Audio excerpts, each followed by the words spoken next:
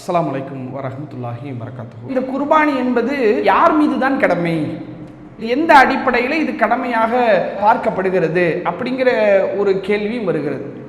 அப்போ இந்த குர்பானி பொறுத்தவரையிலும் அதை கொடுக்கக்கூடிய அளவிற்கு யாருக்கு வசதி இருக்கிறதோ அவர் மீது அந்த குர்பானி கடமையாகிவிடும்.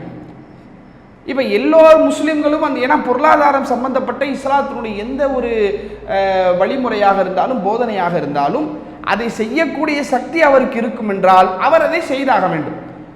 எனக்கு அந்த செய்யக்கூடிய அளவுக்கு அந்த பொருளாதார வசதி இல்லை, அந்த வாய்ப்பு இல்லைனா நீ செய்ய வேண்டிய அவசியம் இல்லை என்பதுதான் இஸ்லாத்தினுடைய பொதுவான அளவுகள்.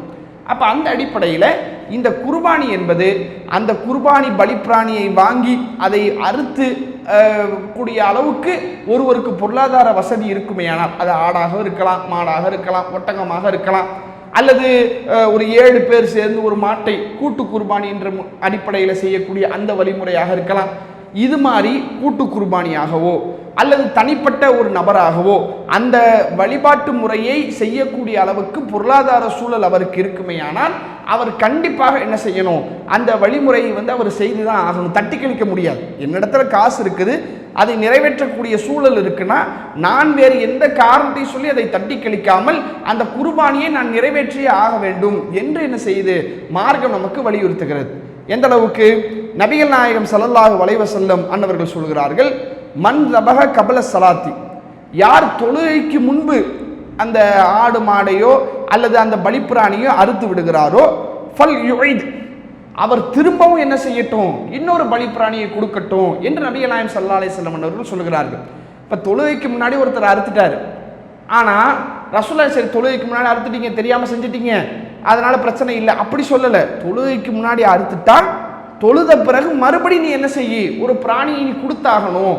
அப்போ ஏன் ரசூலுல்லாஹ் இவ்வளவு அழுத்தமாக இவ்வளவு ஒரு அழுத்தம் நிறைந்த வார்த்தைகள் நபிகள் நாயகம் ஸல்லல்லாஹு அலைஹி வஸல்லம் அவர்கள் சொல்கிறாங்கன்னா, அதற்கான சக்தி உன்னிடத்துல திரும்ப இன்னொரு பிராணியை கொடுக்கக்கூடிய அளவுக்கு சக்தி உனக்கு இருந்துச்சுன்னு சொன்னால் அதை நீ கண்டிப்பாக கொடுத்து தான் ஆகணும் என்ற அடிப்படையில் நபிகள் நாயகம் ஸல்லல்லாஹு அலைஹி வஸல்லம் அவர்கள் அந்த குர்பானி என்கிற ஒரு விஷயத்தை இவ்வளவு அழுத்தமாக நபிகள் நாயகம் ஸல்லல்லாஹு அலைஹி வஸல்லம் அவர்கள் சொல்கிறார்கள். இந்த செய்தி சஹீஹுல் புகாரியில் 954 என்ற எண்ணில் இடம்பெறுகிறது. இதை கூடுதலாக விளக்கக்கூடிய வகையில் சஹீஹுல் புகாரியில் 955 என்ற எண்ணில் இடம்பெறக்கூடிய ஹதீஸும் இதை கூடுதலாக விளக்குகிறது. நபிகள் நாயகம் ஸல்லல்லாஹு அலைஹி வஸல்லம் அவர்கள் அந்த ஈதுல் அல்ஹாவுடைய அந்த குத்துபாவை உரை பெருநாளுடைய உரையை ரசூலுல்லாஹ் நிகழ்த்திட்டு இருக்கிறாங்க. அப்போ ரசூலுல்லாஹ் சொல்கிறாங்க, மன் சல்ல சலாத்தனா, யார் நம்முடைய தொழுகையிலே நிறைவேற்றி, ஒன் நசக்க நுசுக்கனா, நம்முடைய அறுத்து பலியிடுதலை போல நாம் குர்பானி கொடுப்பதை போல யார் குர்பானி கொடுக்கிறாரோ ஃபக்கத அசாபன் நுசுக்க, அவர் அந்த குர்பானியினுடைய அந்த காரியத்தை அந்த கிரியையை அவர் அடைந்து விட்டார். ஒமன் நசக்க கபல சலாத்தி, யார் தொழுகைக்கு முன்னால் அறுத்து பலியிடுகிறாரோ ஃபஇன்னஹு கபல சலாத்தி, அவர் செய்தது தொழுகைக்கு முன்னாடி தான். தொழுகைக்கு முன்னாடினா அது அவருக்காக செஞ்சது. ஏற்கனவே ஒரு ஹதீஸ் பார்த்தோம்ல, அது அவருக்காக செய்தது தான். வலா நுசுக்கலஹு, அவர் என்ன செஞ்ச மாதிரி குர்பானி கொடுத்தவராக ஆக மாட்டார் அப்படின்னு ரசூலுல்லாஹ் சொல்றாங்க. அப்போ ஒரு நபித்தோழர் கேட்கிறாரு, அல்லாஹ்வுடைய தூதரே, என்னுடைய குடும்பத்தில் நான் என்னுடைய ஆட்டை முதலாவதாக அறுக்கணும்னு சொல்லி ஆசைப்பட்டு நான் அறுத்துட்டேன், இப்போ நான் என்ன செய்ய அப்படின்னு ரசூலுல்லாஹ் இடத்துல கேட்குறாங்க. அப்போ ரசூலுல்லாஹ் பார்க்குறாங்க, வேற ஏதாவது ஆடு இருக்குதா? இருக்கு அல்லாஹ்வுடைய தூதரே, ஆனால் அந்த ஆடு ஒரு வயசு பூர்த்தியான ஆடா இல்லை, ஒரு 6 மாதம் பூர்த்தியான ஆடா தான் இருக்குது. இப்போ என்ன செய்ய அப்படிங்கிறாங்க. பரவாயில்ல, அதை நீ அறுத்துரு. பரவாயில்லப்பா, விட்டுருப்பா, அடுத்த வருஷத்துலேருந்து சரி பண்ணிக்க அப்படி சொல்லலை. பரவாயில்ல, அதை நீ அறுத்துரு.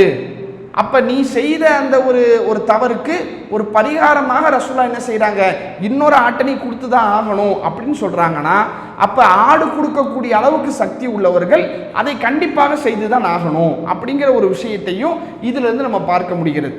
அப்போ இந்த குர்பானி என்பது அதை கொடுக்கக்கூடிய சக்தி பெற்றவர்கள் கண்டிப்பாக நிறைவேற்ற வேண்டிய, அது தனிப்பட்ட முறையில் கொடுப்பதாக இருந்தாலும் சரி அல்லது கூட்டாக சேர்ந்து கொடுப்பதாக இருந்தாலும் சரி, அந்த அடிப்படையில் அந்த குர்பானியை அவரவர் நிறைவேற்ற வேண்டும் என்கிற ஒரு விஷயத்தை இந்த செய்திகளின் வாயிலாக நம்மால் பெற முடிகிறது. அல்லாஹு அக்பர், அல்லாஹு அக்பர்.